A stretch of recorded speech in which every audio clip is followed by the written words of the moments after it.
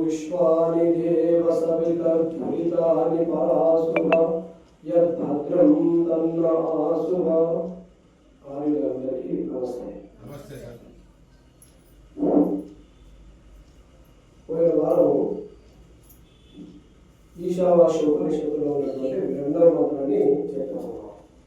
కుర్వన్యేహ కర్మాణి విధి విషయ శతకం సమాహ ఏవం త్వయి నరే నాణ్యతో అస్తి నా కర్మ లిఖ్యతే నరే. అంటే మనము కర్మని వేద విహిత కర్మలను చేస్తూనే ఉండాలి. అంటే ఎట్లా చేయాలనుకున్నాడు? స్టార్ట్ చేయకుండా నిరంతరంగా వేద విహిత కర్మలు చేస్తూనే ఉండాలి. అవి ఎట్లా చేయాలంటే ప్రతిఫలాన్ని కోరకుండా చేయాలనుకున్నాడు.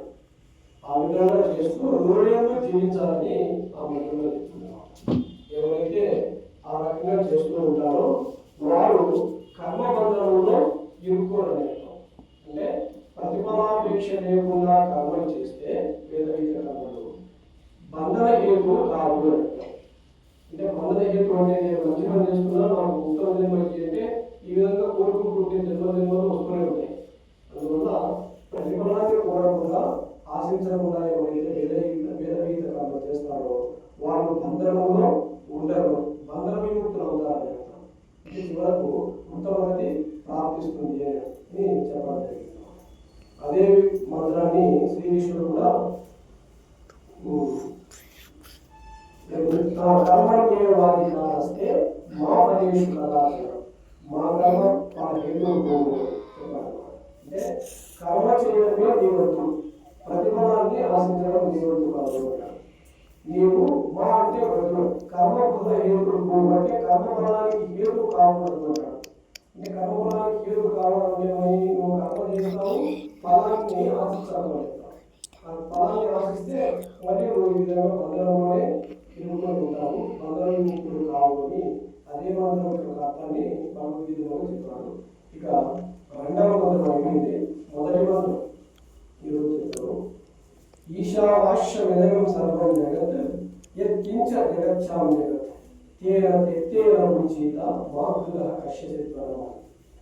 ఈ మంత్రము భగవంతుని తెలుసుకొని ఏం చేయాలి అనేటటువంటి ప్రశ్నకు సమాధానమే ఈ మంత్రం. భగవంతుని తెలుసుకున్నాడు, అంతగా వ్యాపించుకుంటాడు. తెలుసుకున్న తర్వాత ఏం చేయాలి అనేటువంటి ప్రశ్నలో సమాధానం ఇందులో ఉంటాడు. ఇదం సర్వం అంటే ఈ సృష్టి అంతా ఇవ్వడం.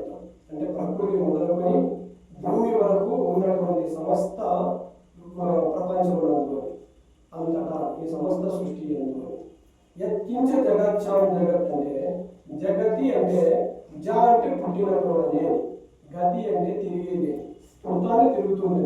అందుకే దానికి జగతి అంటే. యత్కించ జగచ్చాం జగత్ అంటే చిన్న అణువు నుండి గతిశీలమైనటువంటి సూర్యుడు, చంద్రుడు, నక్షత్రాల వరకు ఉన్నటువంటి సమస్తమైనటువంటి విశ్వమునందు ఈ పరమేశ్వరుడు వ్యాపించుకుంటాడు.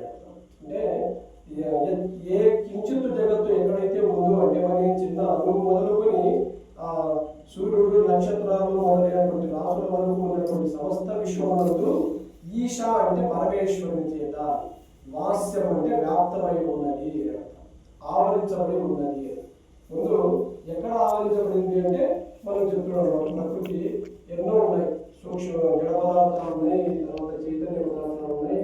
ఎక్కడైతే చైతన్యం ఉన్నా, జడ పదార్థం ఉన్నా, సూర్యుడు, నక్షత్రాలు, భూమి, ఆకాశము, ప్రతి అణువులను ఎక్కడ ప్రకృతి ఉంటే అక్కడ అంతా కూడా ఈశా అంటే పరమేశ్వరుని చేత, వాస్యం అంటే వ్యాప్తమై ఉన్నది, ఆవరించబడి ఉన్నది అని అర్థం.